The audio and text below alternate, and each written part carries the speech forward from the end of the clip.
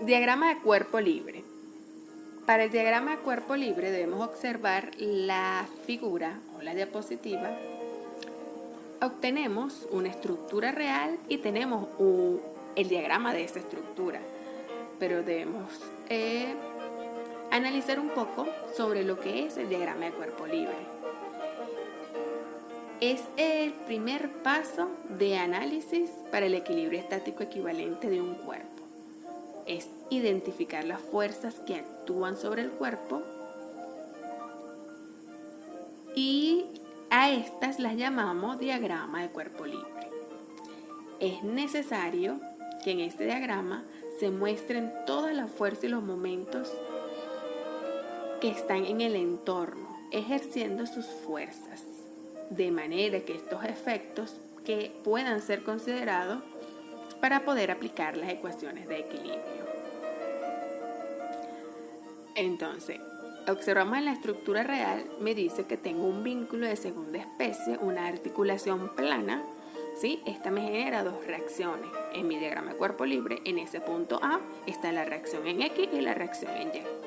Ahora en el punto B tenemos un rodillo móvil, ¿sí? Él me genera, es un vínculo de primera especie y me genera una reacción, en este caso en sentido vertical. Y tenemos arriba otras fuerzas externas que están actuando en la estructura. En este caso tenemos una fuerza rectangular o una carga rectangular con un WX y tenemos una fuerza puntual, que en este caso me dice que su peso está ejerciéndose hacia arriba, de X kilogramos peso. Convención de signos, muy importante para el análisis estructural de cuerpos rígidos, ya que para respetar estas fuerzas actuantes en una estructura debemos tener en cuenta la convención de signos. Es muy sencillo porque tenemos el sistema de convención de signos antihorario positivo y el horario negativo. Ustedes decidirán ya cuando estén resolviendo sus ejercicios cuál sistema utilizarán, el antihorario positivo o el horario negativo, pero no podemos mezclarlos los dos, ¿ok? Que pongo una fuerza hacia arriba, luego en el otro punto coloco una hacia abajo, porque estaríamos mezclando los dos sistemas de convenio. Por lo general, o casi siempre, mejor dicho, siempre, yo utilizo el sistema antihorario positivo. Las fuerzas verticales hacia arriba, las fuerzas horizontales hacia la derecha y el momento de rotación girando al contrario de las manecillas del reloj.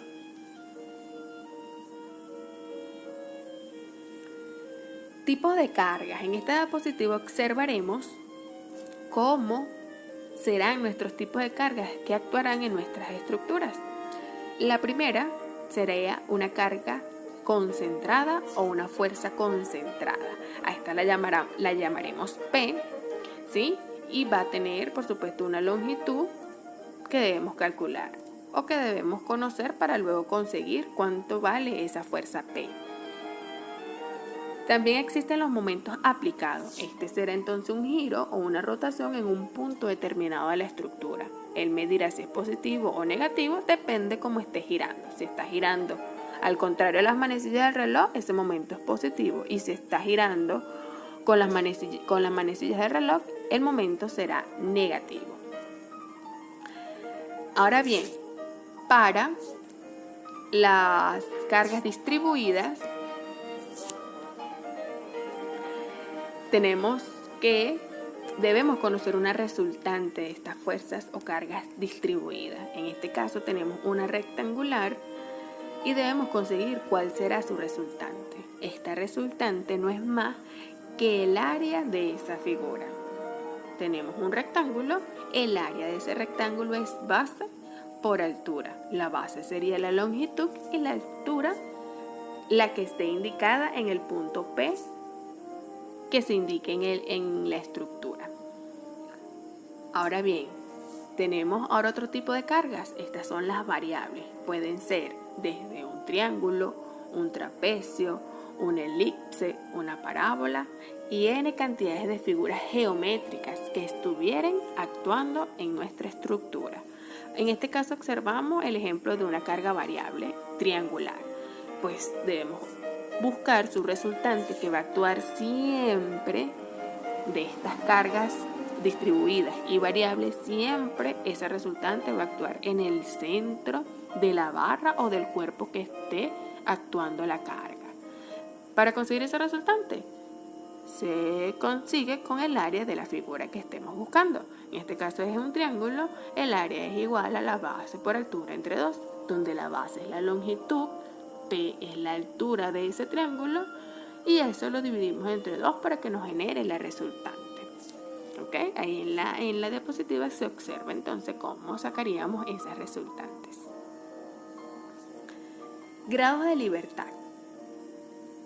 Debemos conocer o aprendernos que estos grados de libertad se sacan, o su fórmula sería 3n menos b, donde observamos que n es el número de barras o el número de cuerpos de nuestra estructura, b el número de vínculos, ya sean vínculos internos o externos, pero aparte, para poder sacar esta B, debemos sumar o analizar primero cuántos vínculos externos tenemos, luego cuántos vínculos internos tenemos y sumarlos los dos para que nos pueda dar esa B que nos aparece en nuestra fórmula general.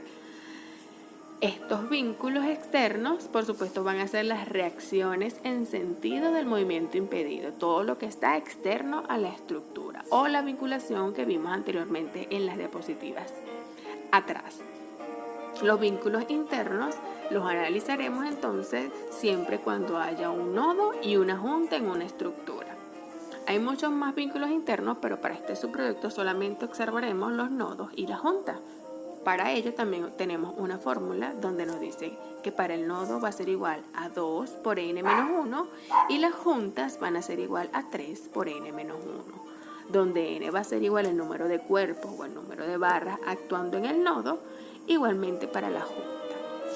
Ahora bien, estos grados de libertad nos da un significado muy importante para conocer cómo está actuando la estructura. Si los grados de libertad nos dan igual a 0, esta estructura es isostática y podemos aplicarle los mecanismos de ecuaciones de equilibrio para poder equilibrar y saber si esa estructura está en equilibrio estático. Para ello, entonces, tanto los grados, tanto las reacciones y la sumatoria de todas las ecuaciones nos deben dar igual a 0. Para que un grado de libertad nos dice que sea menor a 0, la estructura es hiperestática. Ya aquí le aplicaremos otros mecanismos que verán en los subproyectos anteriores en estructura 1 y en estructura 2. Cuando los grados de libertad nos dan mayores a 0, nos dice que la estructura son mecanismos cinemáticos. ¿Ok? Cuando nos dan igual a 1, igual a 2, en fin. Estos mecanismos se aplican entonces para evaluar estructuras, para conseguir sus polos, para conseguir su trabajo virtual, para conseguir sus desplazamientos. Estas también las observaremos en subproyectos más adelante, como en el subproyecto de estática aplicada. Muy bien, esto por ahora ha sido todo. Aquí tenemos las fuentes documentales. Si pueden observar, estos libros se les fueron colocados en la plataforma. Gracias entonces por su atención.